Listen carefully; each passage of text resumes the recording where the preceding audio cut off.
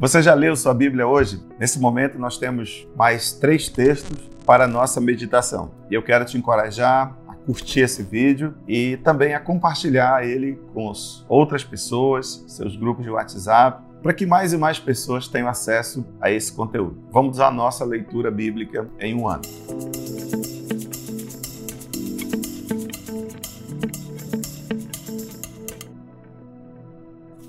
O nosso primeiro texto é Esther, capítulo 2. É um livro interessante, Esther, a grande rainha Esther. E ainda no capítulo 2, a história da rainha Esther está se desenrolando. Nós temos aqui menção que a rainha da Pérsia foi deposta do seu posto e o rei, então, ele decide fazer uma espécie de processo seletivo para escolher uma nova rainha. E, dadas as circunstâncias e os critérios, a jovem Esther foi selecionada para fazer parte desse grupo. E o que chama a atenção, demonstrado especialmente nesse capítulo, é a obediência de Esther aos conselhos do seu tio. O seu tio, que na verdade era o seu tutor, e também como que Esther foi discreta lá no harém, onde ficavam as jovens, as moças que estavam no processo seletivo. Ela era discreta, inclusive não mencionou sobre as suas origens. Essa característica da obediência de Esther também ela é demonstrada quando ela segue todas as orientações do responsável pelo harém, das jovens do rei ali. E nós percebemos nesse capítulo 2, ela sendo uma mulher paciente e que submeteu a todo aquele processo, aquele tratamento e agiu com muita sabedoria diante das circunstâncias, né? Um exemplo para todos nós é como que um bom cristão pode se comportar diante de situações que é possível que ele não entenda ou ele não sabe o que realmente está por vir, mas ele confia tanto em Deus, acredita tanto que Deus está no controle, que ele é capaz de ter domínio próprio, ficar em paz, sabendo que o Senhor está no controle. Nosso segundo texto, Salmo capítulo 105, do versículo 26 ao 45. Nesse texto, o salmista, ele glorifica ao Senhor e ele convida o povo a glorificar a Deus. Então, especialmente nesses versos, do 25 ao 45, o salmista ele faz um relato sobre os feitos do Senhor no Egito, quando começou aquele processo onde Deus, através de Moisés, queria tirar o seu povo das mãos de Faraó, do domínio de Faraó. E vieram as 10 pragas para forçar a liberação do povo.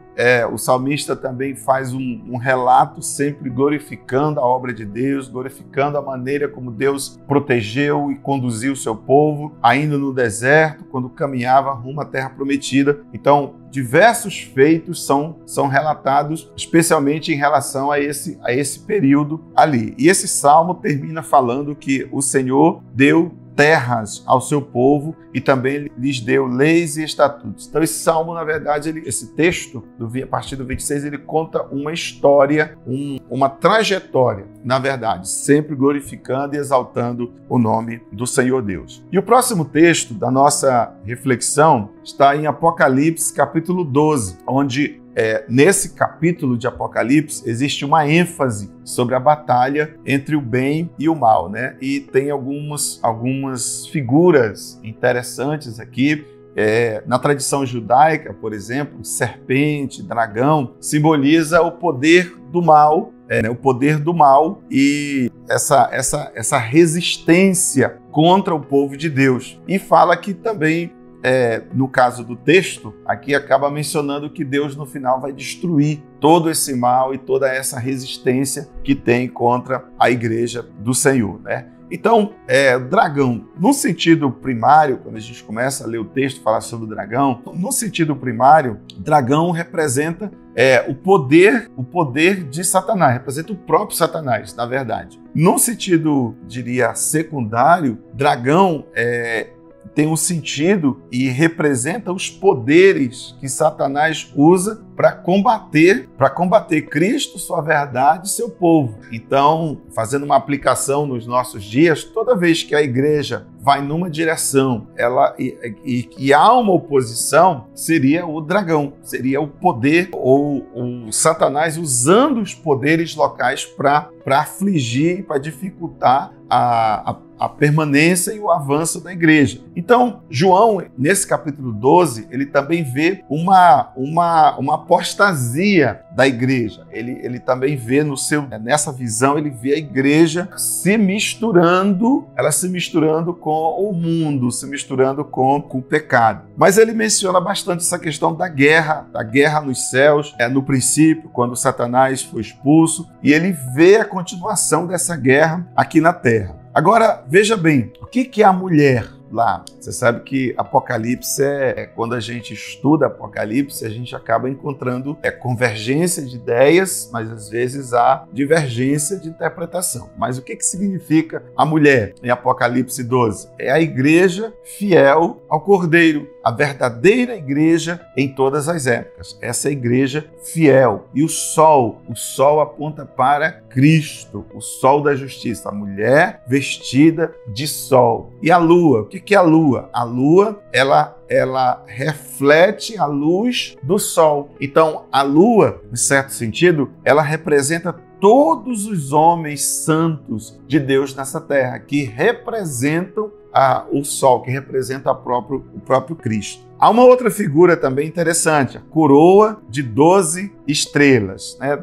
O número 12 está sempre relacionado na Bíblia. Nós temos as 12 tribos de Israel, nós temos os 12 apóstolos. Então, as 12 estrelas, em certo sentido, são o símbolo da totalidade do povo de Deus que está seguindo os seus princípios. Aí fala também sobre gravidez, fala do longo período de gestação, desde a concepção até que a criança venha a nascer. E essa é uma alusão ao que houve um longo período de espera até que Jesus pudesse nascer. E tem também a questão mencionada em Apocalipse 12 das dores de parto, que é exatamente a igreja sofre para poder apresentar a mensagem do Evangelho ao mundo, né? Perceba numa aplicação prática que a igreja sempre tem muitas resistências para pregar o Evangelho, para levar a palavra. O mundo facilita as coisas do mundo, mas quando se trata das coisas da igreja, o sistema do mundo não favorece a igreja, muito pelo contrário, ele se opõe à igreja. Essa é a nossa reflexão de hoje. Obrigado por ter chegado até aqui. Não esqueça, curta esse vídeo, compartilhe com muitas pessoas, coloque nos seus grupos de WhatsApp e permita que mais e mais pessoas tenham acesso a esse conteúdo.